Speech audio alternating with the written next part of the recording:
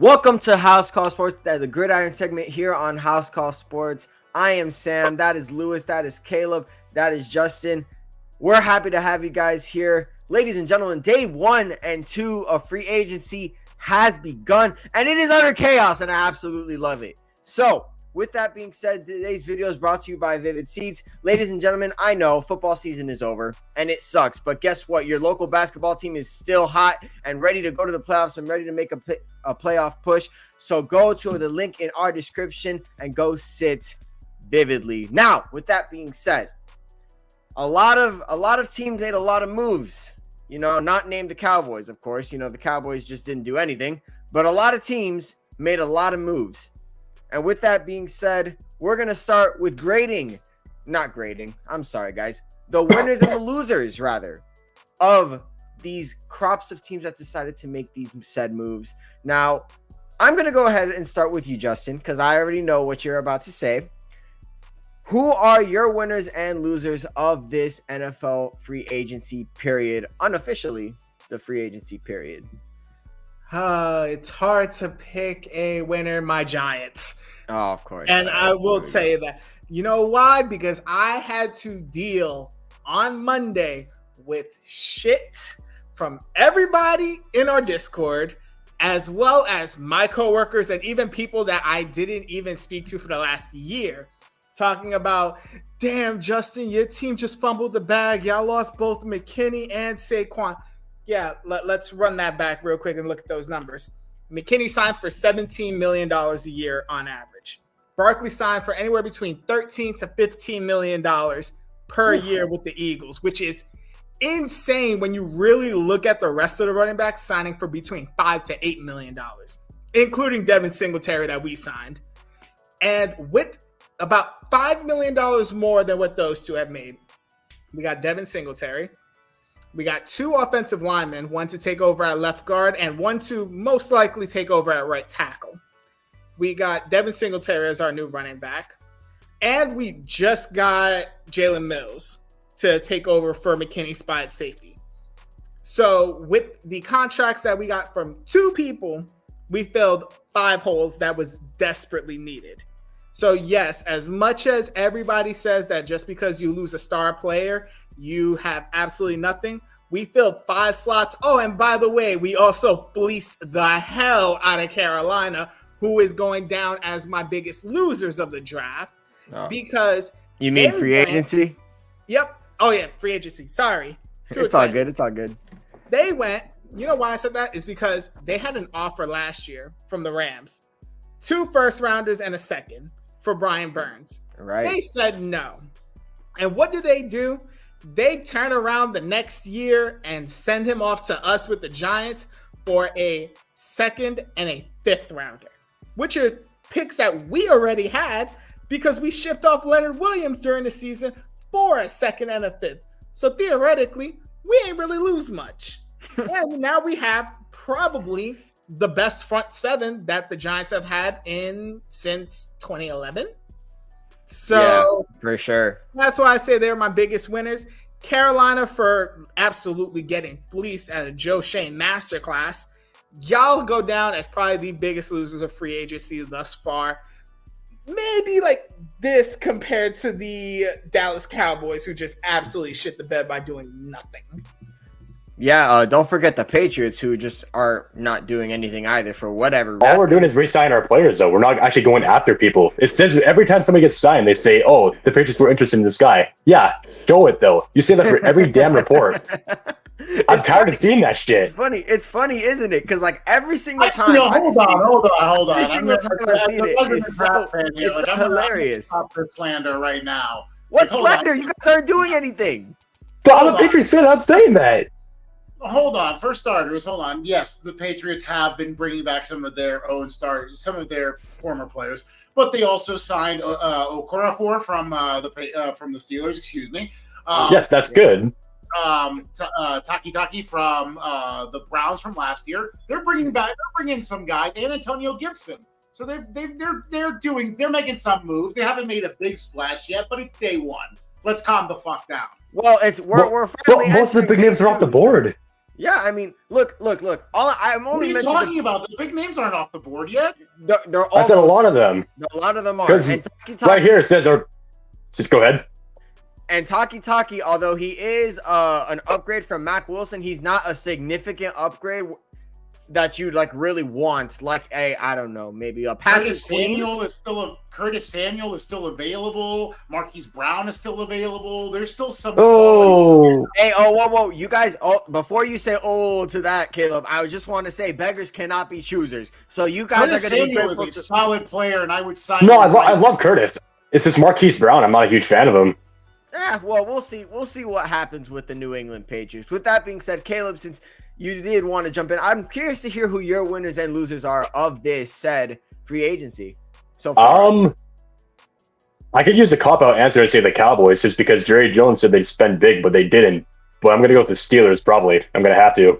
Ooh. Just mainly because of that Russell Wilson contract. I feel like that's stupid. You're taking a team, you're picking somebody who's not a bona fide leader. You're trying to put him on a young team that wants to win. And it's just like, again, it's the ego. I know Rob and I have talked about this before. It's his ego. You do not want that on your team. Players always complain about him, and it just brings the whole morale down. That's not what they need right now. And then for probably winner, I don't know. Maybe go with Eagles. The Eagles really elaborate on that. Well, it's number one. They also got that help in the backfield of Saquon Barkley when they brought him in. That's going to help Jalen Hurts tremendously if they don't go with the goal line situations. But and who else did they pick up? Didn't they pick up some defensive player? I forget. What was his name? I believe they picked up Bryce Huff from the Jets. That's a very nice pickup considering their pass rushing was a little inconsistent, a little lacking towards the end of the season, especially. I really don't think their offense is bad. I just think it was their offensive coordinator. If they get an offensive coordinator that's actually passable this year, they're going to be scary like they were back in 2022. They're going to be feared. No? We'll see. What do you think, Justin? No, don't let the green fool you. I'm about probably the biggest Eagles hater even before the whole Saquon Barkley signing. Here's the thing about it. They literally have about a third of their salary cap tied up between 5 different players. And the problem was never a players thing. If you really look last season, it was a coaching thing. It was an organizational thing. They gave up on themselves going into the later end of the season and into the postseason. That ain't getting fixed by 2 signings that are going on right now, no matter how splashy those signings are. And this is the thing I have about the Saquon deal, going back to that really quick. That deal only makes sense if the Eagles win a chip in the next 3 years. Otherwise, they're going to go down as a team that severely overpaid for a running back. Well, that's the kind of the thing, though, and I think Caleb was going to mention this, but they're kind of in that window right now. So you can kind of pay for a running back like this if your roster is good enough, and their roster was not terrible coming into because they have Devontae Smith, Jalen Hurts, AJ Brown. And their offensive line is still intact. So this is only adding to an offense that I would assume is going to take a much better leap than it did last year. Still intact, except for the heart of the tush push. Well, also you got to remember this too. Jason Kelce, the rookie they drafted last year, was the year before, I forget. He had high praise for that guy. For that guy. Yeah, absolutely. And you know what? I know teammates are supposed to support their teammates like that, but you know what? I don't think Jason Kelce's lying. If we're gonna take it from him, I'm gonna take it from him. I'm gonna call it. In the next 3 years, they're not gonna get a chip. Oh well, I would 1,000% expect that from you, Justin. My goodness, you absolute hater. I'm with him. I'm gonna call. Y'all could clip this. Y'all could make fun of me if the Eagles somehow make it. I don't think they're going. I don't even think they make a Super Bowl. They're not gonna make a Super Bowl. Are you sure? I mean, look. In the next 3 seasons, no. Because you know what? This is the 2011 Eagles talking about dreams. Whoa! Time out. Justin, I hate to interrupt you. Lewis, what'd you just say? Go ahead and repeat that. You heard me. I didn't fucking stutter. I said Jalen Hurts is gonna be a one-year wonder. I mean, I disagree with that. I don't agree with that in the slightest. Look, I understand That's fine. I think last year proved that. I mean, look, Jalen Hurts definitely regressed last year as a passer. I don't think anybody disputes that at all. But what we're not going to do is act like he was the problem in Philly. He was Play not, calling. he was far from it, actually. And more often than not, Jalen Hurts was making plays for himself or for other teammates. Now, was the offensive play calling not good? That's 1000% been the case. Calling him a one-year wonder is very disingenuous considering the situation that he was in. So I feel, look, that the jury's still out on him. I still do think that Jalen Hurts is still one of those top QBs, possibly top 10. I don't think he was a one-year wonder by the slightest. I think he's good enough to take him back to the Super Bowl. Now, the question is, can they, is a completely different story. So that's all I got to say about that. But Lewis, you've had a lot to say so far already. I'm curious to see what you think are the winners and losers of this free agency class so far. I think there's actually a lot of teams that you could argue are winners today. The Raiders are a strong contender. They picked up Gardner Minshew, and they picked up Christian Wilkins, which is a solid pickup. Him and Max Crosby are going to be a fucking problem.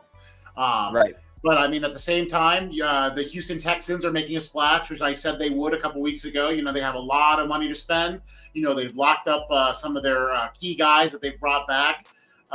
They traded for Joe Mixon, which is a solid pickup on their part. So I think the Texans are a pretty solid contender for the winner today. But I think someone that is sneakily made their way into winning today is the Washington Commanders. The Washington Commanders have made some pretty solid pickups today. They picked up Marcus Mariota, which I think might be tipping their hand as to which way they might be leaning in the draft. They might either they think that Caleb Williams might scare off Chicago with some of the wild shit that he's been rumored to be saying or doing. So they might be trying to get him, or maybe they're going to make the play for Jaden Daniels. Maybe Drake May's not their guy. And they also pick up Zach Ertz, who, might be a little over the hill, but Austin Eckler is a solid pickup at running back. So, they've made some pretty big pickups. So I think the Washington Commanders are the clear winners today. And then honestly, I feel like there's no other real choice since the other good picks were taken with the Steelers, especially, but the losers, the Cowboys, they didn't do anything today. And they are not a team that is good enough to not be doing anything. They kept their same mid-head coach. They're keeping their same mid-quarterback and their same decent receiving core. But other than that, nothing. Is Jerry losing it? What's wrong? What's happening here? What's funny is that losers today. What's funny about that is because before the preseason actually started, Jerry Jones came out and said that they're going to go big in free agency, sign a bunch of people, not be afraid to spend cash. They haven't done jack shit. They have not done shit. That's the problem mostly, and quite frankly, it's a little disappointing because you see Philly go out there and make moves. You've seen the Giants go out there and make moves. You've seen the Commanders go out there and make moves, and the Cowboys are the odd man out on that division and the odd man out on the entire NFL. The only signing they've done so far is their long snapper. So that, quite frankly, sums up exactly what kind of offseason the Cowboys have been having. I saw a report saying that they only have $2 million in cap space. Do they? Well, if they do, verify it, but I could have sworn I saw it on NFL Network talking about it. I'm pretty sure it's a little higher than that. But even then, that's where Jerry Jones has to just shut up. Because, why are you saying we're gonna go all in if you have that amount of money? So the Cowboys currently have $2 million.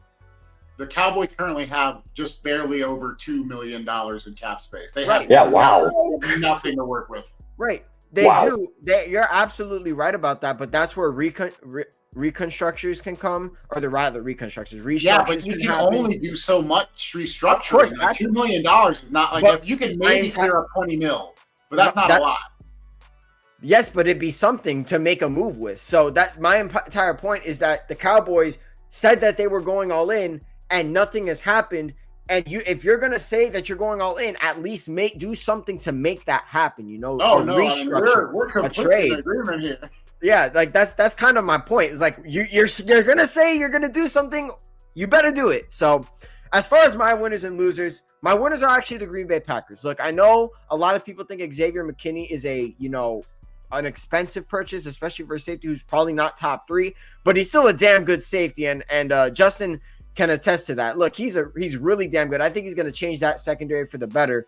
And then Josh Jacobs. Look, Aaron Jones leaving was a sting, but bringing in Josh Jacobs as an upgrade is 1,000% the move. And quite frankly, I think you're surrounding Jordan Love with a nice nucleus. Now, they did lose David Bakhtiari. They did lose Devondre Campbell, but I think both of those players were either playing hurt and it was affecting their play, or they were hurt. So that's kind of just getting rid of loose change.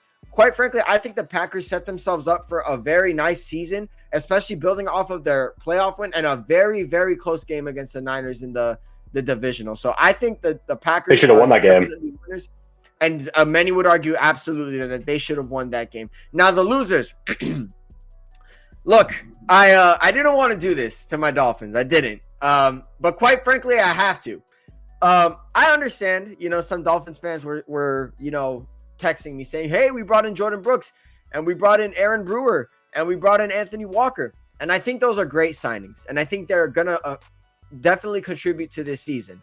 With that being said, when you lose out on a top 5 defensive tackle, when you don't retain him, when you lose out on a top guard in the NFL, when you lose out on a good pass rusher, that's going to sting. And I understand that, quite frankly, you're not able to afford them, and that's completely fine. That doesn't mean you're not a loser, okay? You are. And the Christian Wilkins signing broke my heart because he seemed destined to be a Dolphin forever. He had the personality, he had the grit, he fit the team, he was one of the team captains, he was a leader. It just felt right for him to be a Dolphin for life, and it just never happened, which is completely fine. I'm coping, if I'm being honest. It's not fine. Robert Hunt is definitely one of those players who I thought was great, but looking at the contracts that they got, the Dolphins they could not afford him with anything, especially in their cap situation right now. With that being said, I'm not too high on the Dolphins being losers, but I do think nonetheless they are losers. 1,000%. You're losing out on elite talent that is supposed to help you. So it's definitely a shame. And I'm definitely not looking forward to seeing how it affects this defense. And no wonder Vic Fangio left, right? There was a lot of question as to why he left. I think he kind of saw the writing on the wall and decided, you know what? I'm losing some of my guys.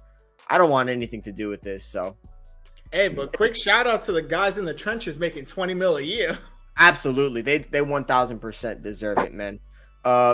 Offensive linemen and defensive linemen are getting the respect that they deserve. No question about that. Speaking of getting contracts they deserve, a lot of players, a lot of QBs might be getting contracts they don't deserve. One of them potentially being Kirk Cousins. Now, now with that being said, I don't think of that as my opinion. I'm just saying a lot of people look at a torn Achilles, look at pushing 35, and they don't think to themselves $280 million. That's all I'm going to say. But I'm curious to hear what you guys think. Lewis, I'm going to start with you. There's been a very crazy shakeup in the quarterbacks. What do you think is the most important shakeup so far concerning the QB position? A couple of weeks ago, back in February, I made a comment that I made a prediction that Kirk Cousins was going to get severely overpaid this offseason. And it's like in that scene from Breaking Bad. He can't keep getting away with it. And he surely enough, he did. $180 million over 4 years when the Atlanta Falcons had the same chance to sign Lamar Jackson for the same length for $20 million more is unreal. It blows my mind that they would throw that kind of money at a 35-year-old quarterback coming off of a torn tendon, Achilles tendon. That is a severe injury.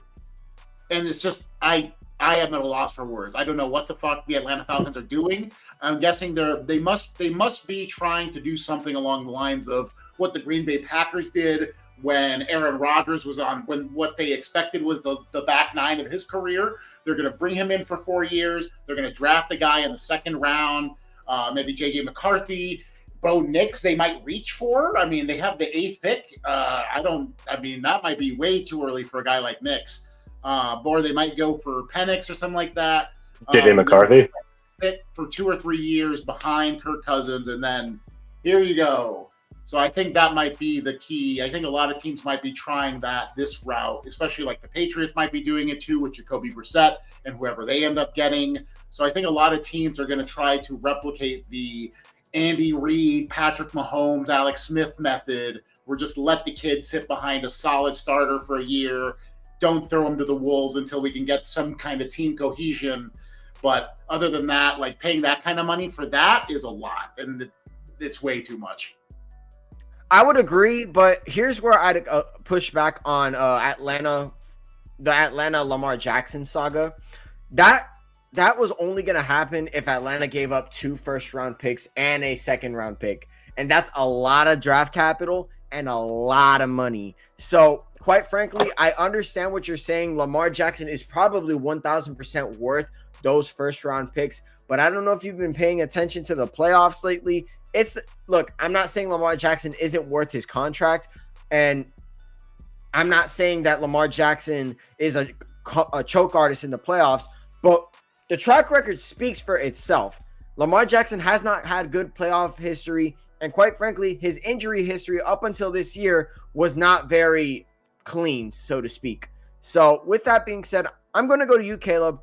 There was another move here that I kind of want to discuss. The Russell Wilson going to the Steelers was one of them, but I'm going to go stick to that question later. Sam Darnold going to the Vikings is very curious, and this is the other side of his Kirk Cousins saga. The Vikings decided to like. What's up? I was going to say, do they have the contract details released yet for him, or? I believe it's 1 year, $8 million. I can go ahead and double check, but just give me your thoughts on exactly what you think of Sam Darnold going to the Vikings. Do you think he's going to be the starter? Are the Vikings going to move forward with him? And what you think of that Vikings situation overall? I mean, what pick did the Vikings have? Don't they have like the 9th or? They have, I believe, like the 11th overall pick. 11th. All right. Yeah. So, I mean, I don't think it was a bad signing. There was definitely better options out there. But I mean, given the cost of what he was, I mean, having him in there for maybe like a year, start a few games, see what you do with him while developing a younger guy. Not that Sam Darnold's the best guy to have around, but I mean, having a guy learn off him, learn the team, learn the system. Justin, I'm going to go to you real quick. Concerning the situation in Pittsburgh and them going curiously to a quarterback that has been very polarizing the last couple of years for sure in Russell Wilson. I'm curious to hear what you think about him deciding to go to Pittsburgh on a very, very cheap deal, cheap beyond what we could have imagined. 1 year, $1.1 million. So I'm curious to hear what you have to say about that. I'm going to be honest with you. This is the perfect fit. And I'm going to tell you why. Pittsburgh has always been the place for polarizing players to come in. And you know what? There is something about that Mike Tomlin locker room that all of a sudden, no matter how polarizing somebody can be, results get made there. And here's the thing with Pittsburgh. They're a winning team, even with second and third string quarterbacks. So even if they can just get average quarterback play out of Russell Wilson, this is a team that's going to make the playoffs. And they can possibly also do the Packers and Chiefs method of having a young quarterback sit behind Russell Wilson and possibly learn. Maybe it's Kenny Pickett. Maybe they go out and get another quarterback to do that. But honestly, I like the fit. I also like to see what the heck Pittsburgh's been doing, especially on the defense. Because didn't they just get Patrick Queen on top of all of that? So they're having their own version of that rough and tough Pittsburgh Steelers defense. That's always been the thing that carries them throughout the season. And having Russell Wilson there on it was actually $1.2 million. Dirt cheap for a quarterback, only because $40 million is coming from Denver. So, of course, he's going to make his bag. And, yeah, I think this is a good move for them. It works on both sides. Do you think they're going to sit Kenny Pickett behind Russell Wilson for a year to let him see what he might have for next year, or do you think they're going to let him go? I think Kenny Pickett's done. I think he's a career backup at this point. Yeah, and it's nothing against Kenny Pickett. I definitely think he had flashes with George Pickens. That Pickett to Pickens connection in spurts was pretty damn deadly. But unfortunately, Kenny Pickett just doesn't seem like the guy. So with that being said, it's tough for sure, it's very tough for Kenny Pickett considering he's a Pittsburgh native. He went to college at Pittsburgh. So it's just not it. The fact that the Stars in the line is definitely disappointing to Pittsburgh Steelers fans. But I definitely think that the Steelers are gonna approach just seeing what they have this year with Russell Wilson, possibly drafting a quarterback, and then potentially in the future getting a quarterback from the draft, or maybe this year drafting a quarterback in a very stacked, or not necessarily top heavy, but stacked nonetheless draft class for the QB. So it's going to be very interesting. Now, with that being said, I did want to discuss Sam Darnold here, and I also want to discuss another QB that doesn't seem to be getting the love he deserves. Now, granted, a lot of people have very different opinions on this particular individual, Justin Fields. Now, I'll say this about Justin Fields. Has he proven himself? Probably not. I definitely think he's had spurts and flashes of greatness, and you've seen what he can do, and you've seen if he has a system tailored around him, that you can have a successful offense. The problem is, well, there's a couple of problems. One, he's kind of hurt all the time, and that doesn't help. Two, relatively inconsistent when throwing the ball, even though we've seen the talent with his arm. And three, coaches are just not willing to risk Justin Fields not working out for them and then having to possibly pay him if he does work out. So I understand that. But my question is, and my confusion is why Sam Darnold, of all people, is getting another shot. Now, I understand Sam Darnold's been getting a bad hand for most of his career, and maybe he's now a better QB now than he was maybe a couple of years ago. But Sam Darnold getting another shot and Justin Fields potentially not getting his second chance is a bit unsettling for me, and I particularly don't really agree with it. Now, do I think Justin Fields is a starting level QB? Absolutely, I do think he is. Now, it just depends what kind of situation you put him in. We've seen him do some great stuff with DJ Moore as his wide receiver one with a terrible play caller. So it just doesn't sit right with me that Justin Fields, with, you know, the bad hand that he's been dealt and the fact that we are potentially not giving him a second chance, it just doesn't sit right with me. Lewis, I know you had something to say about that. I think it's simple economics. I think the problem for Justin Fields is that, one, you have to trade for him, and so you got to give up something, probably draft capital, to acquire him. And, you know, Adam Schefter reported earlier today that a lot of, you know, mumblings from teams around the league is that they don't see him as anything more than a backup at this point. So why would you give up draft capital for a backup who is on his last year of his rookie contract? So even if he shows flashes of brilliance, that just means that you're going to have to pay him a lot of money and pray to God that those flashes of brilliance are not just a fluke like they have been. Like with Daniel Jones. The Colts are being rumored to be interested in his services, probably as a backup to Anthony Richardson. But other than that, like, you know, I don't see Justin Fields as really being that desirable, especially not if you have to give something up for him. Absolutely. And I agree with you there. But I don't see why a team like Atlanta or maybe a team like Minnesota isn't willing to give up maybe a 6th rounder or even a 5th rounder. If you know that your QB is going to be Caleb Williams and Justin Fields at this point is just kind of there, I don't understand why you're dragging the value so high to like possibly a 4th or 3rd round pick. I get it. I 1000% get it that you don't want to spend draft capital, but at this point, it's a foregone conclusion that Caleb Williams is going to Chicago, and there's we got breaking news. Danielle Hunter signed with Houston, 2 years, $49 million.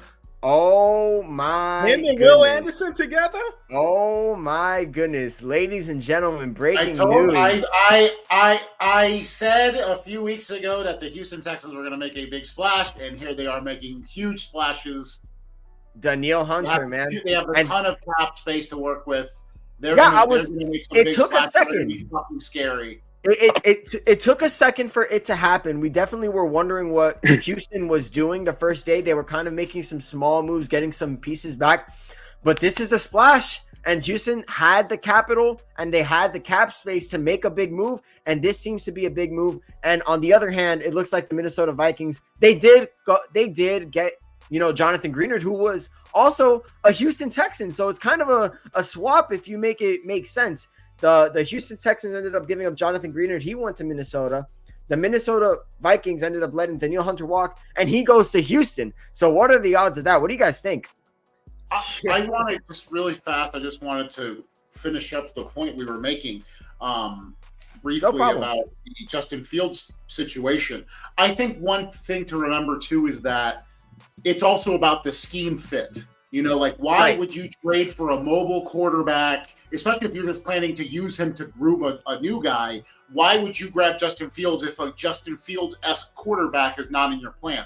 Why would, if the Vikings are planning on drafting like a J.J. McCarthy or like a Bo Nix or something, why would you have them practice under Justin Fields rather than someone that is more of a pocket quarterback like a Sam Darnold? Which is why, again, that is another disadvantage for Justin Fields, is that this is not a particularly mobile-heavy draft for quarterbacks other than like arguably Caleb Williams. And Jaden Daniels, obviously. Absolutely. I just think that Justin Fields has shown way too much for me to just say that he's a backup. I know he has those flashes came in spurts, but they were flashes nonetheless, and they were certainly flashes that were better than what, say, a Sam Darnold was giving us. So with that being said, we did have just breaking news. Danielle Hunter is going to Houston. Caleb, I'm curious to hear what you think about Danielle Hunter. Hello, Sam. Danielle Hunter going to the Houston Texans and what that means for the Houston Texans and their pass rushing. Well, just given what that team has been through the past few years, going from like one of the worst teams to one of the best in just like literally a year, it's incredible. You never see that. They get D'Amico Ryan, C.J. Stroud. People are skeptical about C.J. Stroud coming out of the draft, saying he cannot play at the next level. Look what he did his first year. Threw 22 touchdowns, just 5 picks. People never do that as a rookie. And then now they have that stellar pass rush with Will Anderson. They have Danielle Hunter. They have also, who's there? Jimmy Ward, I think. Jimmy Ward is, I believe, the safety. Yeah, Jimmy Ward. They're going to be scary. They are. They're going to absolutely scary. They have the division on lock. There's no reason they should not win that. The Titans are falling apart. The Jaguars are in a bit of a shamble right now. Yes, sir. People want to talk about Anthony Richardson being something great. While I do agree he can be, he only played 4 games. I know, but in those 4 games, he showed a lot of the things that a lot of people were doubting that he could do. He was doing them in those games. So obviously, the questions about injury are still there, and that's a big shame. But regardless of that, I think that they have something special with Anthony Richardson. So, Justin, I'm curious to hear what you think about Danielle Hunter going to Houston and pairing up with Will Anderson and what that team's going to be looking like next year. Between last offseason and this offseason, whoever the hell is in Houston just playing Madden franchise and just coming up with these crazy things, God bless you. I love the Houston Texans. Because let's go back, because we talked about, the Will Anderson and, the way they drafted and then it got D'Amico Ryans. Let's remember how they did all of this. You signed D'Amico Ryans. You had the second overall pick. That's where you got C.J. Stroud. Then you traded up all the way to the 3rd overall pick to get Will Anderson. Now you got arguably the top edge rusher that was in this free agency class, to pair with a defensive-minded head coach whose main thing since he was in San Francisco, get to the quarterback. This is going to be a scary defense in Houston. And now there is expectations for Houston because now you have to make it to the playoffs. Now you have to make some kind of run. And they also brought in Danico Autry from the Titans, who is also a fucking problem in the middle. Yes, he is. The 3-4 team that they like to run. He is a big dude to clog up the hole in the middle. They have a 4-year window at this point. Oh my God, it's wide open. They have to. CJ Stroud on a rookie contract. You got 4 years, and the way they've been building that team, they're gonna make a killing off those 4 years. If I'm Houston, I am throwing money at people like Curtis Samuel, and I am trying to make this offense stacked. No, I'm calling up Minnesota at this point. I'm like, yo, what y'all want for Jettas at this point? I don't know about all that, but look. No. Let's calm down. We don't. Now you're getting into What the heck are you? Hold on, Justin. What the hell is? What is going on with you? No. Don't advocate for Houston, okay? They're in our conference. You're not gonna do that over there. Yeah, I know you like instigating stuff over there in your NFC. No. I don't like that one bit, okay? We don't need Jettas in this. He's good over there in the NFC, torching your Giants, okay? We're good over here. It's either that or he's going to Atlanta. He said he's going wherever the hell Kirk Cousins is. Could you imagine that one? No. What if Houston trades they have the 23rd pick from Cleveland? What if they traded that away for Justin Jefferson or for T. Higgins, who just requested a trade? I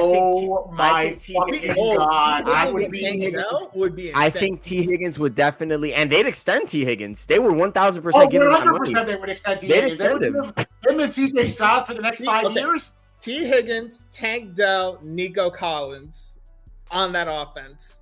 And I think and Dalton Schultz. And then an offensive line that has vastly improved. So what we're basically saying here, people, the Houston Texans are going to be a juggernaut. Yeah, Houston is here to stay. As long as they keep CJ Stroud away from the fucking massage parlors, as long as that doesn't happen again, Houston is going to be a fucking problem for the next several years. Amen to that. And who would have thought? I mean, look, Houston, I remember Houston had this window years ago with Deshaun Watson, and there was questions as if they could ever get back to that. People were calling them a poverty organization, and now look at them. I mean, their window has increased exponentially. So it's going to be very fun. But now we're going to enter a bit of a fun. Not if you're a quarterback. Oh, no. Absolutely not if you're a quarterback. But look, now we're going to have a bit of fun here.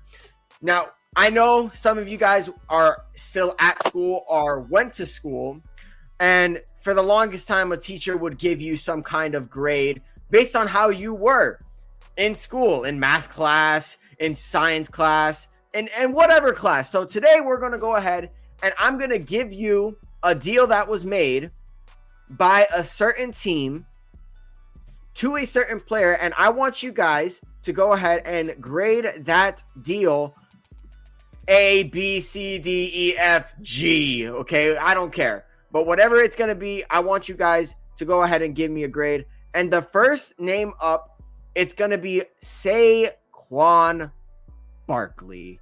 What did you guys think of that contract? I believe the new contract now is going to be 4 years, around $48 million. Is that correct, guys? It says 3 years, $37 million right here. 37. 3 years and $37 million. Thank you so much, guys, for that help. What would you guys grade that move? And B+. Lewis, I'm going to go to you since you're very, very, very adamant on showing that grade. What grade will you go to first? I'm giving that a D, honestly. Like I said, apparently I didn't realize this was such a hot take that I think Jalen Hurts is going to be overrated and that a running back is the least of the things that they need help with. But just paying that kind of money in today's NFL is just not a good idea. That is an expendable position. He is an injury-prone running back, and he is also he's going to be on the back nine of his career sooner rather than later. Running backs age terribly. That's just the reality of it, except for Frank Gore, who might be a Terminator. Well, Frank Gore is definitely one of those guys. You stand up. That was a workhorse. Yeah, he is crazy. So, Caleb, I'm gonna go to you. I think you said B+. Why would you rate? Yes. Why would you say B+? And explain to me why you'd say B+. Well, if you're grading him off just a pure runner, then obviously that's overpaid. But you got to remember, this guy's a do-it-all back. He can block, he can run, he can catch. And guess what? He does all those things exponentially. There's not one thing that guy can't do. Sure, the health might be an issue, but these past few years, if I remember correctly, he hasn't been banged up that much. He had 1,000 yards 2022. Last year, I think he had a little bit under that. I think he was hurt just a couple games, but given that offensive line that he has with the Eagles, he's going to do wonders. They're not going to solely rely on just him. I actually would would say that he has been a bit banged up. Last year he was a bit. It's mostly been freak accidents is what I would tell you. But you could say that, still freak accidents, if they're happening all the time, are they really freak accidents? So, Justin, I know you're very biased about this, so I don't really want to go to you, but I'm going to go to you anyway. What would you grade this move right here? I'm going to play it down the middle and give it a C. And the reason why I give it a C is because it's a double-edged sword. If Philly can win a title in these 3 years, it goes down as a deal that was very much worth it and a key cog to actually getting them that next chip. If it doesn't work, you tied up $13 to $15 million on a running back, and you are going to be known as the team that overpaid highly for it. And the only thing that's going to make this the judgment on that is winning a chip. Yes, he's going to get his 1,000 yards. Yes, he's going to be up there with CMC in terms of stats. But guess what? CMC and the Niners have proven that they'll make a deep run in the playoffs and get to a Super Bowl. You need that same result in Philly for this deal to be worth it. And you know what? I don't see it happening. We got some more breaking news. Ironically, I'd love to give my grade to Saquon Barkley. I'm going to give that out in a second. But I have to break this news because it's concerning my Dolphins. The Miami Dolphins have signed Jordan Poyer, former safety of the Buffalo Bills, to a 1-year deal. He is going to be paired up with Javon Holland. And I'd say that's a relatively nice move from the front offices here in Miami. I would love to get your thoughts, but real quick, I'm going to give my grade on the Saquon Barkley signing. Look, I'm going to go with a B-, and I'm only going to go B- because I think that the Eagles are going to take care of Saquon Barkley a lot better than the Giants did. That's just my humble opinion. Did the Giants take care of Saquon Barkley? No, absolutely not. They put him behind a terrible offensive line, a quarterback that wasn't very good. It was just ugly. So I think with the Philadelphia Eagles, yes, the situation in Philly is a bit weird, and the contract is definitely big, which is why I say it's a B-. But I think this fits Philly's timeline perfectly. You have a back that can really do it all. And this is different from the past where you had a Miles Sanders, where you had DeAndre Swift. Now you have Saquon Barkley, and I think that increases your window exponentially. Now, with that being said, I'm going to go to a different direction. We're going to go QB here. I know some of you guys gave your thoughts on Kirk Cousins already, but we're going to go ahead and grade him anyway. Justin, I'm curious to see, what would you grade Kirk Cousins' contract to the Atlanta Falcons? It's a 4-year, $180 million deal. What do you think? That is such an expensive deal. First of all, to the agent, I'm giving him an A+. The fact that he was able to finesse 2 different teams, no kidding, is amazing. But I'm going to give Atlanta a B for this one. And it's really because I'm looking at both the short-term results of this and the long-term. Short-term, this really depends on how Kirk comes back. But if he comes back and is maybe 85% of the regular season Kirk Cousins we know, he's got weapons on that offense, and they're young weapons, and that defense is up and coming. So in the short term, you can make something happen to win the NFC South. I'm not going to say that they're going to go further than that, but the division is wide open in there. Now, long-term plan, which is what I think Atlanta should do, and we've talked about this already, they need to draft one of these quarterbacks to sit behind Kirk Cousins. Learn the game. Soak it up. This is the mistake that teams do, is just throw a quarterback into the fire and say, learn as you go. Carolina, you're doing that now. Packers, they didn't do it for the last 2 quarterbacks. Three straight franchise quarterbacks so far. Their formula works. So if Atlanta is the Andy Reid and the Patrick Mahomes, Alex Smith. Yep. Formula. And it worked there too. If this is what Atlanta's doing, then the grade will go up from there. But if they think, oh, we're going to make some noise because we got Kirk Cousins. No, the only noise you made was that you gave him essentially 40-something million a year, 45? with that $180 million deal? I mean, it was 4 years. I think 180 million. I think it might be all guaranteed. It's money, too. $100 No, million. 100 is guaranteed. 100 million.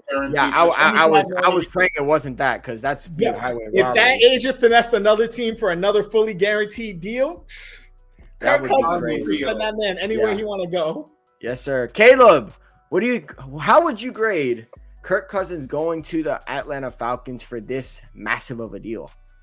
I would have to agree with what he just said. I got to give that a B too, because I mean, given the contract, let's say he gets hurt, you're still paying for that contract regardless. And let's say you have nobody to back him up. That team's just going to go downhill. Then the next year you got to pay with Kyle Pitts, I'm pretty sure. Am I wrong about that? I'm pretty sure Kyle Pitts is due for contract, as well as Drake London. A lot of players are going to be due for contract. A lot of the special weapons that the Falcons got are going to be due for contract very soon. And then I think also his contract eats up like $40 million of money next year, I'm pretty sure. So like, and then add that on to the other players they have to pay too. It's going to be a lot harder to pay people for the future. It's just going to be a lot harder. And then let's say you want to draft the quarterback to sit behind him. And again, if he gets hurt, you're going to force that quarterback out there to play a game. And it's just like you're setting them up for failure. Yeah, I mean, look, I'm higher on Kirk Cousins than a lot of you guys here. I think Kirk Cousins is a good quarterback for sure. He was having an MVP season before he got hurt. But quite frankly, for what he was doing in Minnesota, I feel like it wasn't enough to warrant this much amount of money. With that being said, I'm going to go ahead and give him a B+, because I think Atlanta knows that this division is for the taking, and they could get a home playoff game, and from there, anything can happen. So I think in this sense, where the division is theirs for the taking. They have the weapons, they have the defense. It's going to be there. And Tampa's definitely going to be up there as well. But I think considering the Saints are kind of in the fall off right now, the Panthers are not going to be good for a bit.